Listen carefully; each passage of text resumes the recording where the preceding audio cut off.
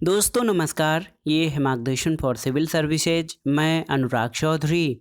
दोस्तों आज के प्रैक्टिस सेट में हम सॉल्व करेंगे टीजीटी पीजीटी परीक्षा के लिए भारतीय इतिहास के महत्वपूर्ण प्रश्नों का प्रैक्टिस सेट, जो आपके आगामी विभिन्न शिक्षक भर्ती परीक्षाओं के लिए बहुत ही उपयोगी है। इसमें हम प्रत्येक प्रश्न को सॉल्व करते समय उसकी व्याख्या भी करते चलेंगे, ताकि आप प्रश्नों को आसानी से समझ सकें और कुछ अन्य तथ्यों को भी तैयार कर सकें, जो आपके परीक्षाओं के लिए बहुत ही उपयोगी होंगे। तो आइए शुरू करते हैं आज का वीडियो। टीजीटी पीजीटी परीक्षा के लिए भारतीय इतिहास के महत्वपूर्ण प्रश्नों का प्रैक्टिस सेट।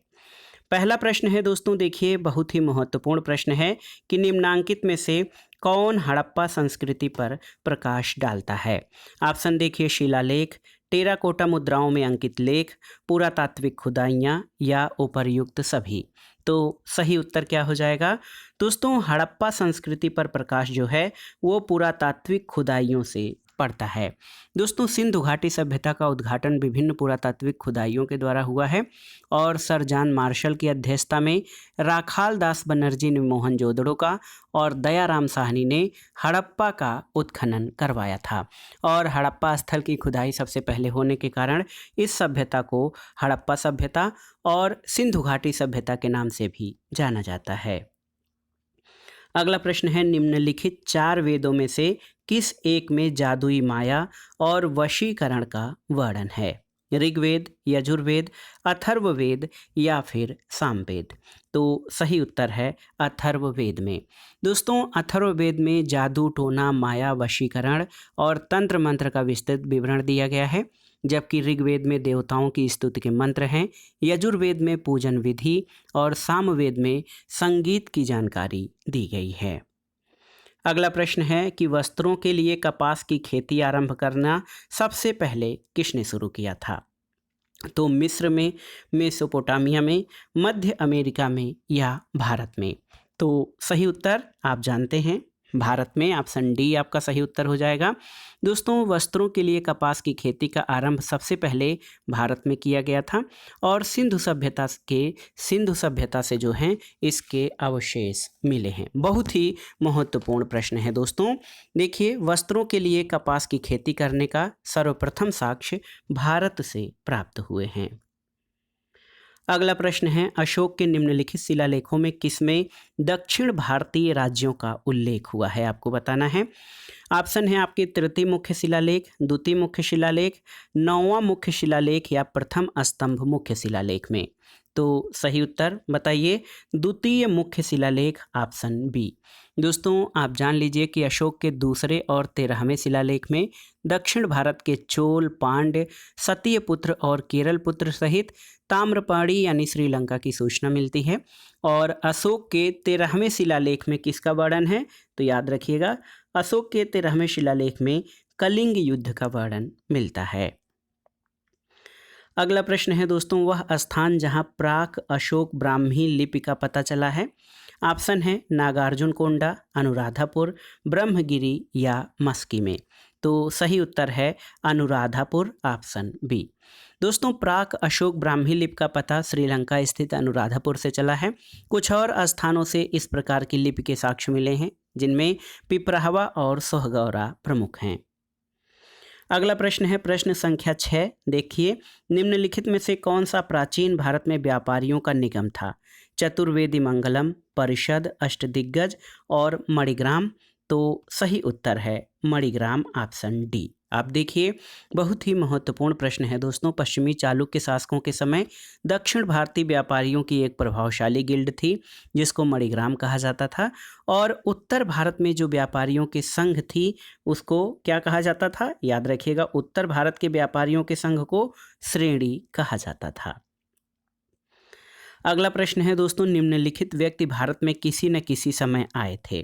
तो आपको बताना है इनके आगमन का सही कालानुक्रम क्या है। तो इसमें फाहियान, इत्सिंग, मेगस्थनीज और वेनसांग, ये 4 विदेशी यात्री हैं। तो आप जान लीजिए दोस्तों मेगस्थनीज जो है ये किसके? तो मेगास्थनीज चंद्रगुप्त द्वितीय के समय में आया था, चंद्रगुप्त मौर्य के शासनकाल में आया था, याद रखिएगा।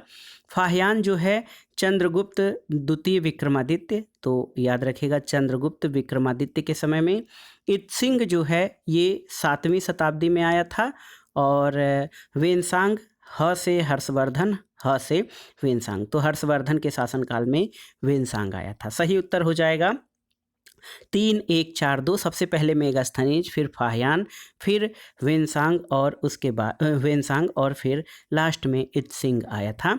ऑप्शन बी आपका सही उत्तर है। अगला प्रश्न बहुत ही महत्वपूर्ण है, गर्त आवास के साक्ष्य कहाँ से प्राप्त होते हैं? तो आप याद रखिएगा नवपाषाणकालीन स्थल। दोस्तों नवपाषाणकालीन स्थलों से कई जगह हैं, जैसे बुर्ज होम और गुफकराल जो कि कश्मीर में स्थित हैं, वहाँ से गड्ढा घर या गर्तावास के साक्ष्य मिले हैं। तो यहाँ पर ऑप्शन ए आपका सही उत्तर हो जाएगा। अगला प्रश्न है, निम्नलिखित में से किसने राष्ट्रकूट साम्राज्य की नींव रखी थी? तो बताइए, राष्ट्रकूट वंश का संस्थापक दंतिदुर्ग को माना जाता है। ऑप्शन बी आपका सही उत्तर है। आप देख लीजिए, ये प्रश्न बहुत ही महत्वपूर्ण है दोस्तों। दंतिदुर्ग को राष्ट्रकूट साम्राज्य का संस्थापक माना जाता है। इसका वास्तविक नाम दंतिवर्मन था और राष्ट्रकूट साम्राज्य की राजधानी कर्नाटक के गुलबर्गा जिले में मान्यखेत अथवा मालखेड़ थी।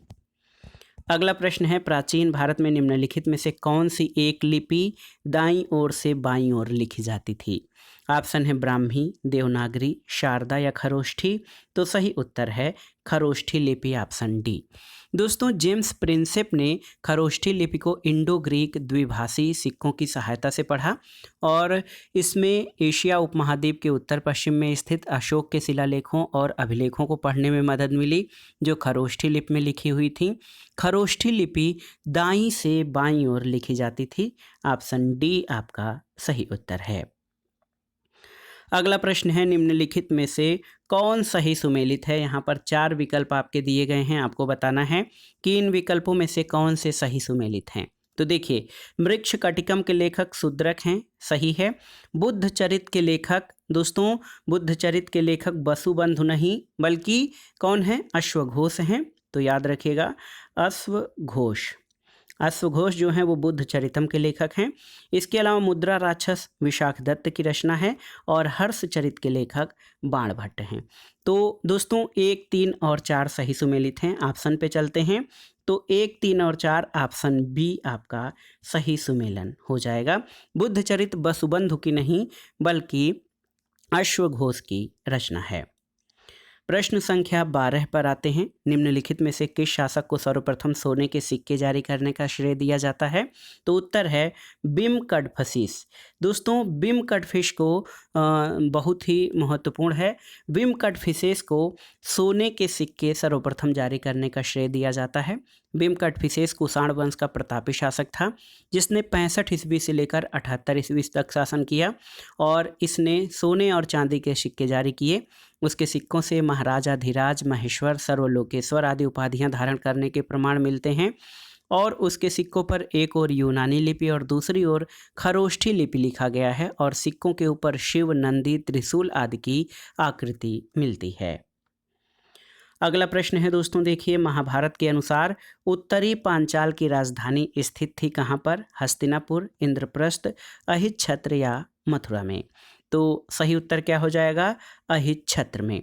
दोस्तों 6ठी शताब्दी ईसा पूर्व में पांचाल महाजनपदों में एक महत्वपूर्ण महाजनपद था और ये 2 भागों में विभक्त था। उत्तरी पांचाल जिसकी राजधानी अहिच्छत्र थी और दक्षिणी पांचाल की राजधानी कहाँ थी? कामपिल्य।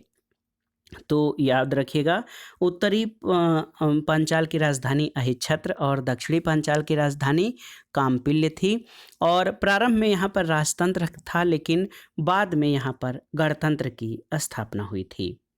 एक अन्य महत्वपूर्ण प्रश्न है, बार बार परीक्षाओं में पूछा गया है कि सोनगिरी जहाँ 108 जैन मंदिर बने हुए हैं किसके निकट स्थित है? दतिया, झांसी, ओरछा या ललितपुर? तो सही उत्तर हो जाएगा दतिया के निकट। दोस्तों मध्य प्रदेश के दतिया जिले में सोनगिरी नामक स्थान है जहां से 108 जैन मंदिर हैं और गुर्जरा में अशोक का एक शिलालेख है जो कि दतिया में स्थित है। अगला प्रश्न है, निम्नलिखित में से किस वंश के साम्राज्य की सीमाएं भारत के बाहर तक फैली थीं? आपको बताना है। गुप्त वंश, मौर्य वंश, कुषाण वंश या उपर्युक्त में से किसी की नहीं। तो सही उत्तर है दोस्तों, आप जान लीजिए कुषाण वंश। तो कनिष्क के सिंहासन पर बैठने के समय कुषाण साम्राज्य में अफगानिस्तान, सिंध का भाग और बैक्ट्रिया तथा पर्थिया शामिल था। और भारत में दोस्तों कुषाण वंश जो है दक्षिण में सांची तथा पूर्व में मगध तक विस्तृत था, जबकि मौर्य वंश के समय उसके राज्य में भारत, पाकिस्तान और अफगानिस्तान के भूभाग ही शामिल थे।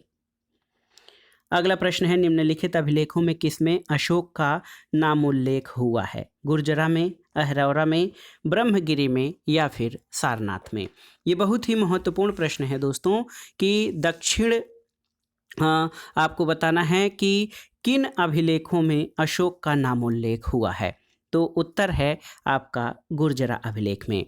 दोस्तों दक्षिण भारत से प्राप्त मस्की और गुर्जरा अभिलेखों में अशोक और पुराणों में अशोक वर्धन का नाम उल्लेख हुआ है। अशोक के अभिलेखों में अशोक को देवनाम प्रिय, देवनाम प्रियदर्शी इन उपाधियों से विभूषित किया गया है और ऐसा माना जाता है कि अशोक द्वारा ये उपाधि ईरानी शासक दारा प्रथम से प्रेरित थी। अगला प्रश्न है दोस्तों, भगवत संप्रदाय में भक्ति के कितने रूपों की चर्चा की गई है? आपको बताना है। 7, 8, 9 या 10? तो सही उत्तर है 9 और इसे ही नवधा भक्ति कहा जाता है। दोस्तों आप जान लीजिए नारदीय भक्ति सूत्र में 9 प्रकार की भक्ति का उल्लेख है जिसको कि नवधा भक्ति कहा जाता है। और इसमें एक श्लोक है, श्रवणम कीर्तनम विष्णु कीर्तनम विष्णु स्मरम पाद सेवनम अर्चनम वंदनम दास्यम साख्यतम निवेदनम। तो इस तरह से विश्व उपासक इन 9 आसक्तियों के माध्यम से भागवत की भक्ति करते हैं।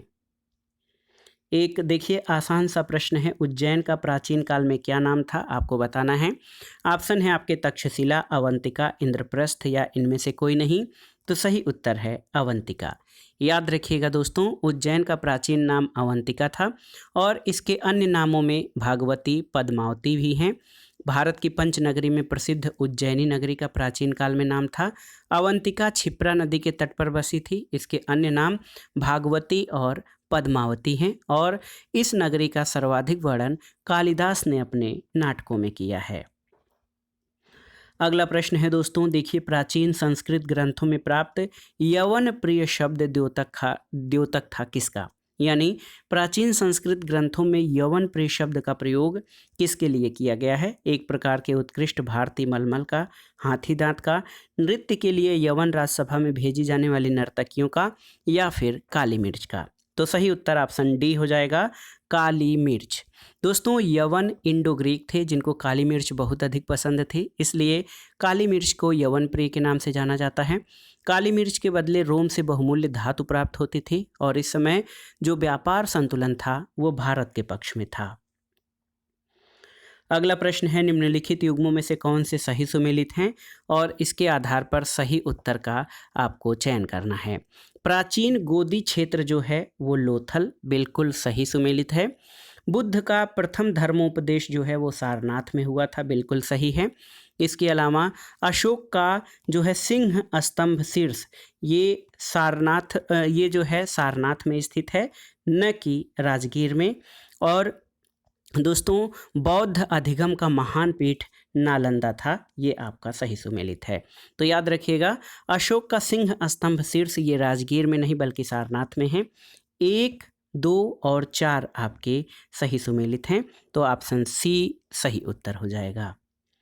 अगला प्रश्न है दोस्तों, महायान बौद्ध धर्म में बोधिसत्व अवलोकितेश्वर को किस नाम से जानते हैं?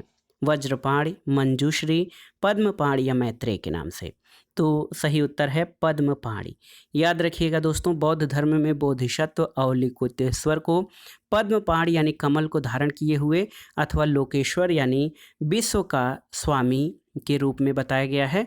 अवलोकितेश्वर बोधिसत्व महायान शाखा के अत्यंत पूजनीय बोधिसत्वों में से एक हैं जो बौद्धों के करुणा के साकार रूप थे। ऑप्शन सी आपका सही उत्तर है। अगला प्रश्न है, निम्नलिखित में से कौन सी वह ब्रह्मवादिनी थी जिसने कुछ वेद मंत्रों की रचना की थी? ऑप्शन है लोपामुद्रा, गार्गी, लीलावती और सावित्री, तो सही उत्तर है लोपामुद्रा। ऑप्शन ए आपका सही उत्तर हो जाएगा। दोस्तों आप जान लीजिए कि अपाला, घोषा, लोपामुद्रा, सिक्ता, बिस्ववारा आदि विदुषियों ने वेद मंत्रों की रचना की थी। इससे पता चलता है कि ऋग्वैदिक काल में महिलाओं को भी शिक्षा प्राप्त करने का अधिकार था।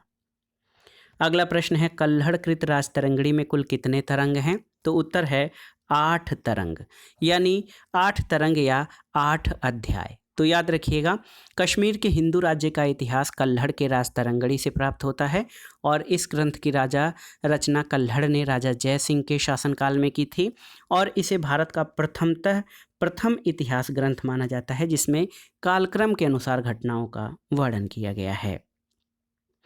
अगला प्रश्न है दोस्तों, अष्टांग मार्ग की संकल्पना जो है ये अंग है किसका? तो सही उत्तर है दीपवंश की विषय वस्तु का।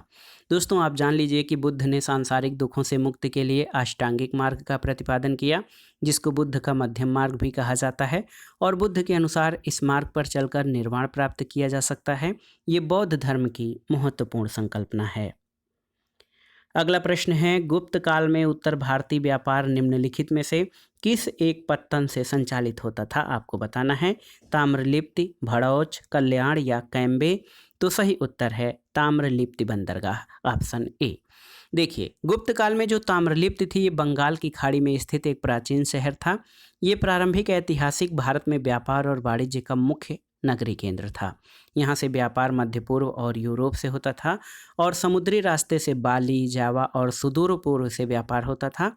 वर्तमान में ये शहर तामलूप के समीप अवस्थित है। अगला प्रश्न है सूची 1 का सूची 2 से सुमेलन करिए। इसमें सूची 1 में गुप्त मंदिर और सूची 2 में स्थानों के नाम दिए गए हैं। गुप्त मंदिरों में देखिए ईंट निर्मित मंदिर, दशावतार मंदिर, शिव मंदिर और विष्णु मंदिर हैं। तो स्थानों के नाम का आपका मिलान करना है। ईंट निर्मित मंदिर कहाँ पर है? तो याद रखिएगा भीतर गांव में। दशावतार मंदिर, तो ये दशावतार मंदिर देवगढ़ में स्थित है। शिव मंदिर, ये भूमरा का शिव मंदिर विख्यात है, याद रखिएगा। और विष्णु मंदिर, एरण का विष्णु मंदिर विख्यात है। तो इस तरह से सही सुमेलन आप कर सकते हैं। सही उत्तर क्या हो जाएगा? ऑप्शन बी 3, 2, 4 और 1। अगला प्रश्न है मगध का कौन सा सम्राट अपरो परशुराम के नाम से जाना जाता है? तो सही उत्तर है महापद्मनंद, ऑप्शन डी। दोस्तों पुराण के अनुसार नंद वंश का संस्थापक महापद्म नंद एक शूद्र शासक था। इसे सर्व छत्रांतक यानी क्षत्रियों का नाश करने वाला और भार्गव यानी दूसरे परशुराम का अवतार कहा गया है। अगला प्रश्न है प्राचीन समुद्री बंदरगाह मुजिरिस किस भारतीय राज्य में स्थित था? तो यहाँ पर देखिए केरल, गुजरात, कर्नाटक या तमिलनाडु? तो सही उत्तर है केरल में। दोस्तों याद रखिएगा मुजिरिस जो था वो केरल राज्य में मालाबार तट पर स्थित एक प्राचीन समुद्री बंदरगाह है। प्राचीन समय में ये दक्षिण भारत तथा मिस्र, यूनान, रोम के मध्य मसाले के व्यापार के लिए प्रसिद्ध था। अगला प्रश्न है दोस्तों भारतीय उपमहाद्वीप में कृषि के प्राचीनतम साक्ष्य कहाँ से प्राप्त हुए हैं?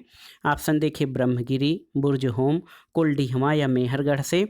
तो सही उत्तर है नवपाषाण काल में कृषि के प्राचीनतम साक्ष्य जो हैं वो मेहरगढ़ से प्राप्त हुए हैं। तो याद रखिएगा भारतीय उपमहाद्वीप में नवपाषाण युगीन प्राचीनतम बस्ती पाकिस्तान में बलूचिस्तान प्रांत के मेहरगढ़ में है और मेहरगढ़ में कृषि के प्राचीन साक्ष्य मिले हैं। अगला प्रश्न है निम्नलिखित में से किसने भारत में स्वर्ण सिक्कों का प्रचलन नियमित उपयोग के लिए किया था? विम कटफिसेस, कुजुल कटफिसेस, कनिष्क या हर्मबीज ने? तो सही उत्तर आपका हो जाएगा बिम कटफिसेस ने, ऑप्शन ए आपका सही उत्तर है। दोस्तों भारत में स्वर्ण सिक्कों का प्रचलन नियमित उपयोग के लिए सबसे पहले बिम कटफिसेस ने करवाया। ये शैव मत का अनुयायी था। इसके कुछ सिक्कों पर शिव, नंदी और त्रिशूल की आकृति मिलती है और इसने माहेश्वर की उपाधि धारण की थी। अगला प्रश्न बहुत ही महत्वपूर्ण है। जिस ग्रंथ में पुरुष मेघ का उल्लेख हुआ है वो ग्रंथ कौन सा है? कृष्ण यजुर्वेद, शुक्ल यजुर्वेद, शतपथ ब्राह्मण या पंचविश ब्राह्मण? तो सही उत्तर है शतपथ ब्राह्मण, ऑप्शन सी। दोस्तों शतपथ ब्राह्मण में पुरुष मेघ का उल्लेख है। पुरुष मेघ में पुरुष को बलि प्रदान की जाती थी। इसमें ब्राह्मण तथा क्षत्रिय वर्ग के लोग होते थे। पुरुष मेघ में पुरुष का वही महत्व है जो अश्वमेध में अश्व का होता है। पुरुष मेघ में 11 तथा 25 यूप बनाए जाते थे। अगले प्रश्न पर आते हैं दोस्तों, कुषाण शासक कनिष्क का राज्याभिषेक किस सन में हुआ था? तो याद रखिएगा ये सन 78 ईस्वी। तो 78 ईस्वी जो था, ऑप्शन डी सही उत्तर हो जाएगा। दोस्तों आप जान लीजिए कि मौर्योत्तर काल में विदेशी आक्रमणकारियों में कुषाण वंश सर्वाधिक महत्वपूर्ण है। कुषाण वंश यूची कबीले से संबंधित था, जिसे तोरवारी भी कहा जाता था, और इनका मूल निवास उत्तरी मध्य एशिया में चीन के आसपास था। कुषाण शासक कनिष्क के राज्याभिषेक की तिथि में विवाद है, लेकिन माना जाता है कि उसका राज्याभिषेक 78 ईस्वी में हुआ था और उसी समय उसने शक संवत चलाया था।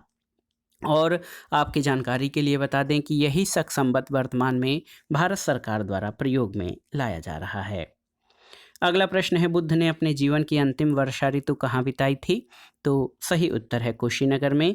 दोस्तों महात्मा बुद्ध ने अपने जीवन के अंतिम पड़ाव में हिरण्यवती नदी के तट पर स्थित कुशीनारा जो है, कुशीनगर जो वर्तमान में है, वहाँ पर पहुँचे थे।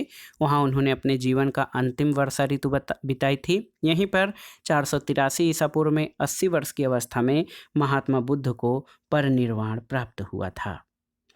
अगला प्रश्न है, सूची 1 का सूची 2 से सही सुमेलन करिए और दिए गए कोड से सही उत्तर का चयन करिए। तो यहाँ पर आप देख सकते हैं गुप्त वंश, तो गुप्त वंश देवगढ़ से संबंधित है।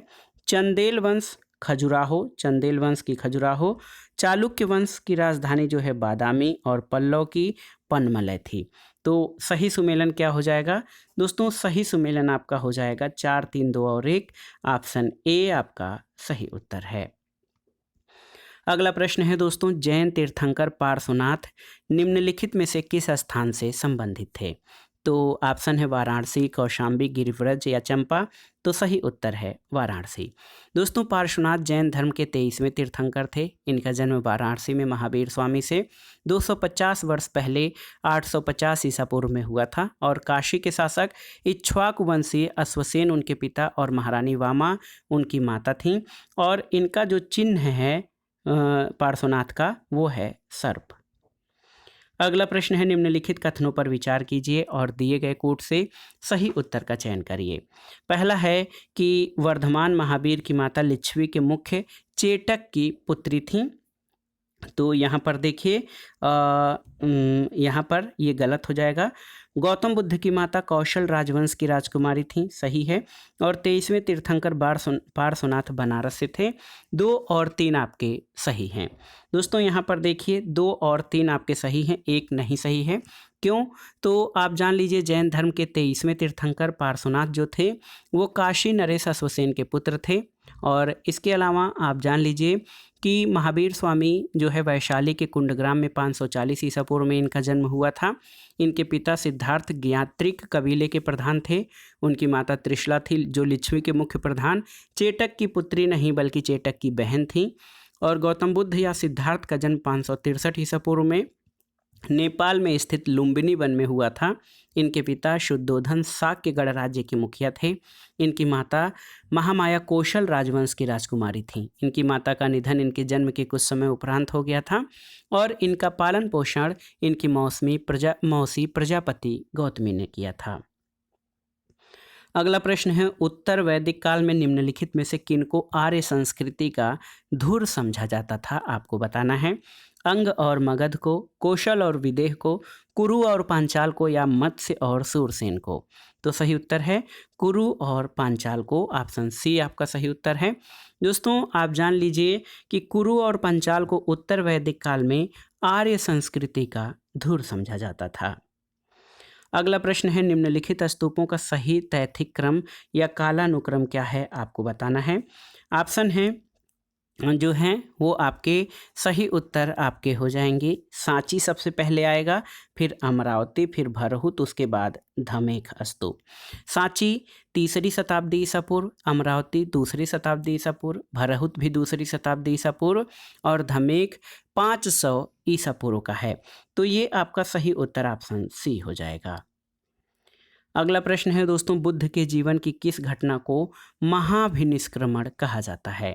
महापरिनिर्वाण, जन्म, गृह त्याग या प्रबोधन? तो सही उत्तर है गृह त्याग को। ऑप्शन सी सही उत्तर है। दोस्तों आप जान लीजिए, महात्मा बुद्ध ने 29 वर्ष की अवस्था में गृह त्याग दिया था। इसी को बौद्ध धर्म में महाभिनिष्क्रमण कहा जाता है। अगला प्रश्न है, कनिष्क के सारनाथ बौद्ध प्रतिमा अभिलेख की तिथि क्या है, आपको बताना है। तो उत्तर है 81 ईस्वी सन। कनिष्क के सारनाथ बौद्ध प्रतिमा की अभिलेख तिथि 81 ईस्वी है और ये अभिलेख बौद्ध धर्म की तत्कालीन व्यवस्था से जुड़े तथ्यों पर प्रकाश डालता है। अगला प्रश्न है, निम्नलिखित में से किसने आगरा की स्थापना की थी। तो यहाँ पर मध्यकालीन भारत का इतिहास आ गया। आप जानते हैं सिकंदर लोदी ने दोस्तों 1504 में 1504 में जो है आगरा की स्थापना की थी। और ये क्यों किया गया था, तो सिकंदर लोदी ने 1504 में राजस्थान के शासकों पर अपने अधिकार को बनाए रखने और व्यापारिक मार्गों के नियंत्रण स्थापित करने के उद्देश्य से आगरा की स्थापना की थी। 1506 में सिकंदर ने आगरा को अपनी राजधानी बनाया था। अगला प्रश्न है, निम्नलिखित नगरों में से किसे गुलाबी नगरी कहते हैं। तो सही उत्तर है जयपुर को गुलाबी नगरी कहते हैं। और सवाई राजा मिर्जा जय सिंह द्वारा स्थापित जयपुर नगर के वास्तुकार विद्याधर चक्रवर्ती थे। यहाँ की संपूर्ण इमारतों के गुलाबी रंग में रंगे होने के कारण इसे गुलाबी शहर कहा जाता है और ये राजस्थान की राजधानी भी है। अगला है दोस्तों, मध्यकालीन भारत के मुगल शासक वस्तुतः थे क्या। फारसी या ईरानी, अफगान, चगताई तुर्क या इनमें से कोई नहीं। तो सही उत्तर है चगताई तुर्क, ऑप्शन सी। दोस्तों, मध्यकालीन भारत के मुगल शासक चगताई वंश के थे, क्योंकि बाबर पितृपक्ष की ओर से तैमूर का 5वां वंशज और मातृपक्ष की ओर से चंगेज खां का 14वां वंशज था। इस प्रकार उसमें तुर्कों और मंगोलों के रक्त का मिश्रण था। और बाबर ने जिस नए वंश की नींव डाली वो तुर्की नस्ल का चगताई तुर्क वंश था। इस वंश का नाम चंगेज खां के द्वितीय पुत्र के नाम पर पड़ा था। अगला प्रश्न है दोस्तों, बेसनगर अभिलेख का हेलियोडोरस कहाँ का निवासी था, आपको बताना है। ऑप्शन है पुष्पकलावती, तक्षशिला, साकल या मथुरा। तो सही उत्तर आपका हो जाएगा तक्षशिला, ऑप्शन बी। दोस्तों, बेसनगर अभिलेख का हेलियोडोरस तक्षशिला निवासी था। शुंग वंश के 9वें शासक भागभद्र यानी भागवत के शासनकाल में 14वें वर्ष तक्षशिला के यवन शासक एंटिलिया किट्स का राजदूत हेलियोडोरस विदिशा में वासुदेव के सम्मान में गरुड़ स्तंभ स्थापित किया था। और शुंग काल में संस्कृत भाषा का पुनरुत्थान हुआ। इसके उत्थान में महर्षि पतंजलि का विशेष योगदान था। और आप जान लीजिए दोस्तों, हेलियोडोरस का जो गरुड़ स्तंभ था वो हिंदू धर्म से संबंधित प्रथम प्रस्तर स्मारक है। अगला प्रश्न है कि निम्नलिखित हिंदी रचनाओं में कौन सी पहले लिखी गई थी। इंद्रावती, पद्मावती, मधुमालती या मृगावती। तो आप जान लीजिए सही उत्तर मृगावती हो जाएगी। इंद्रावती की रचना नूर मोहम्मद ने 1743 में, पद्मावत की रचना मलिक मोहम्मद जायसी ने 1540 में, मधुमालती मंझन के द्वारा दोस्तों 1545 में और मृगावती के रचनाकार कुतुबन हैं। ये रचना 1503 में लिखी गई थी। अगला प्रश्न है, 1665 में शिवाजी ने किस मुगल सेना नायक के साथ प्रसिद्ध पुरंदर की संधि पर हस्ताक्षर किए थे। तो उत्तर है जय सिंह के साथ। अगला प्रश्न है, निम्नलिखित सूफी संतों में कौन एक सर्वप्रथम अजमेर में बस गए थे। तो उत्तर है शेख मोइनुद्दीन चिश्ती, जिनको ख्वाजा मोइनुद्दीन चिश्ती कहा जाता है। ये शहाबुद्दीन गोरी की सेना के साथ भारत आए थे और बाद में इन्होंने चिश्ती परंपरा की नींव डाली थी। अगला प्रश्न है दोस्तों, दिल्ली के किस सुल्तान ने ब्राह्मणों पर भी जजिया कर लगाया था। तो उत्तर है फिरोज तुगलक ने। याद रखिएगा दोस्तों, फिरोज तुगलक ने ब्राह्मणों पर भी जजिया कर लगाया था। और फिरोज तुगलक द्वारा ब्राह्मणों पर जजिया कर लगाए जाने का उद्देश्य अपने मजहबी उत्साह और इस्लाम के प्रति अपनी निष्ठा का प्रदर्शन करना था। अगला प्रश्न है दोस्तों, एक डच पर्यटक जिसने जहांगीर के शासनकाल का मूल्यवान विवरण दिया है वो कौन था। तो उत्तर है फ्रांसिस्को पेलसर्ट। एक पर्यटक है या जिसको यात्री कहा जाए, डच पर्यटक फ्रांसिस्को पेलसर्ट एक डच पर्यटक था जिसने जहांगीर के शासनकाल का मूल्यवान विवरण दिया है। जहांगीर के शासनकाल में captain Hawkins, sir Thomas Roe, William Finch और एडवर्ड टेरी जैसे यूरोपीय यात्री आए थे। अगला प्रश्न बहुत ही महत्वपूर्ण है, आप देख सकते हैं। निम्नलिखित मध्ययुगीन शासकों में कौन एक उच्च शिक्षित था, आपको बताना है। ऑप्शन है बलवन, अलाउद्दीन खिलजी, इब्राहिम लोदी और शेरशाह। तो सही उत्तर है शेरशाह। दोस्तों शेरशाह जौनपुर में रहकर अरबी फारसी इतिहास पर विशेष अध्ययन किया। जौनपुर उस समय शिक्षा का प्रसिद्ध केंद्र था, आप जान लीजिए, जो भारत में पूर्व के सिराज के नाम से प्रसिद्ध था। अपनी बुद्धि विशिष्टता, मेहनत, विनम्रता और मर्दानगी के कारण वह जौनपुर में प्रसिद्ध हो गया था। अगला प्रश्न है, निम्नलिखित युग्मों में कौन सही सुमेलित नहीं है? आप देखिए, अजमेर कुव्वतुल इस्लाम मस्जिद, तो कुव्वतुल इस्लाम मस्जिद अजमेर में नहीं बल्कि दिल्ली में स्थित है। याद रखिएगा दोस्तों, कुव्वतुल इस्लाम मस्जिद दिल्ली में है, अटाला मस्जिद जौनपुर में है, जहाज महल मालवा में और जामा मस्जिद गुलबर्गा में है। तो ऑप्शन ए आपका सही सुमेलित नहीं है, अन्य विकल्प सही सुमेलित हैं। अगला प्रश्न है दोस्तों, अब्दुल रज्जाक विजयनगर आया था किसके शासनकाल में? आपको बताना है। बहुत ही महत्वपूर्ण प्रश्न है। ऑप्शन है देवराय प्रथम, देवराय द्वितीय, कृष्णदेवराय या वीर विजय के राज्यकाल में। तो सही उत्तर है देवराय द्वितीय के राज्यकाल में। ऑप्शन बी आपका सही उत्तर है। अब्दुल रज्जाक दोस्तों देवराय द्वितीय के समय विजयनगर आया था। वो फारसी राजदूत था। वो विजयनगर बारे में लिखता है कि ये दुनिया के सबसे भव्य शहरों में एक है। उसने अपने विवरण में विजयनगर राज्य के व्यापार, उद्योग, बंदरगाह, कृषि, निवासियों के रहन सहन और रीति रिवाज के बारे में लिखा है। उसने लिखा है कि राजा के महल में कई तहखाने हैं और उनके स्रोत इस प्रकार भरा हुआ है कि वह ढेर लगता है। अगला प्रश्न है, किस मुगल बादशाह ने बलबन द्वारा प्रारंभ किया गया दरबारी रिवाज सिजदा समाप्त किया था? तो सही उत्तर है शाहजहां ने। Option C. शाहजहां अपने शासनकाल के प्रारंभिक वर्षों में इस्लाम का पक्ष लिया, लेकिन कालांतर में दारा और जहां आरा के प्रभाव के कारण सहिष्णु बन गया था। और दोस्तों शाहजहां ने 1636-37 में सेजदा और पैबोस प्रथा समाप्त कर दिया। उसके स्थान पर चहार तस्लीम की प्रथा शुरू करवाई और पगड़ी में बादशाह की तस्वीर पहनने की मनाही कर दी थी। अगला प्रश्न है, प्रसिद्ध भक्त संत जो मेवाड़ के शाही परिवार से संबंधित थे? देखिए, चैतन्य, तुकाराम, मीराबाई और रामानुज। तो सही उत्तर है मीराबाई। ऑप्शन सी आपका सही उत्तर हो जाएगा। दोस्तों मीराबाई 16वीं सदी के भारत के महान संतों में थी। मीरा भजन ब्रजभाषा और राजस्थानी में रचे गए हैं। उनके कुछ पद गुजराती में भी हैं और ये भजन कृष्ण के प्रति प्रेम और भक्ति की भावना से ओतप्रोत हैं। अगला प्रश्न है, निम्नलिखित सुल्तानों में कौन अन्न के ऊपर कर समाप्त करने के लिए जाना जाता है? ऑप्शन है अलाउद्दीन खिलजी, गयासुद्दीन तुगलक, फिरोज तुगलक और सिकंदर लोदी। तो सही उत्तर है दोस्तों सिकंदर लोदी। ऑप्शन डी आपका सही उत्तर है। बहलोल लोदी का उत्तराधिकारी सिकंदर शाह लोदी हुआ, जो लोदी वंश का सर्वश्रेष्ठ शासक था और राज्य के हिसाब किताब की लेखा परीक्षण प्रणाली की शुरुआत इसने की और खाद्यान्न करों यानी अनाज कर को समाप्त कर दिया और व्यापार से प्रतिबंधों को हटा दिया, जिससे लोगों को आर्थिक समृद्धि में बढ़ावा मिले।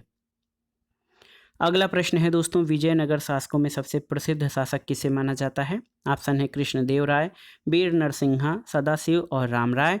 तो सही उत्तर है कृष्णदेवराय। दोस्तों कृष्णदेवराय तुलु वंश के तीसरे शासक थे। कृष्णदेवराय ने विजयनगर में 20 वर्षों तक शासन किया। इनको आंध्र भोज, अभिनव भोज और आंध्र पितामह की उपाधि दी गई है। बाबर ने अपनी आत्मकथा तुझके बाबरी में कृष्णदेवराय को भारत का सर्वाधिक शक्तिशाली शासक बताया है। अगला प्रश्न है दोस्तों, जौनपुर के शर्की शासक सुल्तान हुसैन शर्की एक महान संगीतकार थे। उन्होंने किसके तर्ज पर एक बड़ा ख्याल विकसित किया था? तो सही उत्तर है ठुमरी। दोस्तों ठुमरी भारतीय संगीत की गायन की एक शैली है। यह एक शास्त्रीय संगीत है। इसमें रस, रंग और भाव की प्रधानता होती है।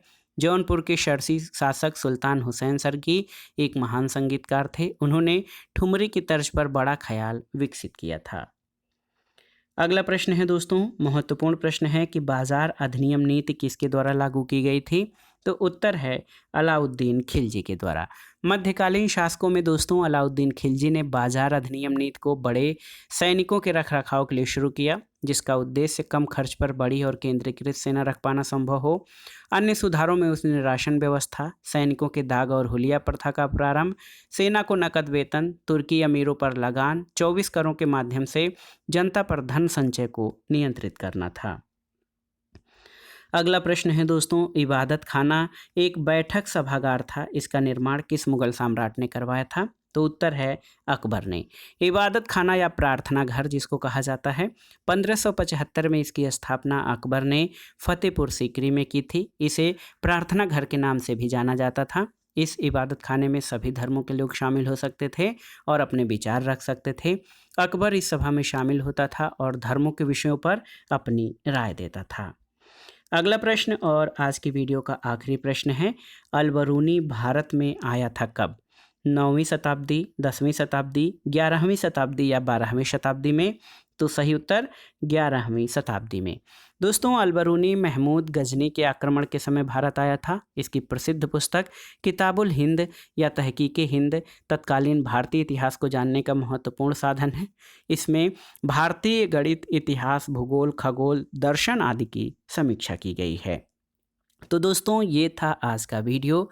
TGT, PGT, LT grade, government inter college प्रवक्ता, गवर्नमेंट डिग्री कॉलेज, उच्चतर शिक्षा असिस्टेंट प्रोफेसर, केंद्रीय विद्यालय संगठन और नेट जेआरएफ आदि परीक्षाओं के साथ साथ विभिन्न परीक्षाओं के सामान्य ज्ञान और सामान्य अध्ययन के भारतीय इतिहास खंड के लिए महत्वपूर्ण प्रश्नों का अभ्यास सेट, जो आपके आगामी विभिन्न परीक्षाओं के लिए बहुत ही उपयोगी है। आप इन प्रश्नों को तैयार कर लीजिएगा।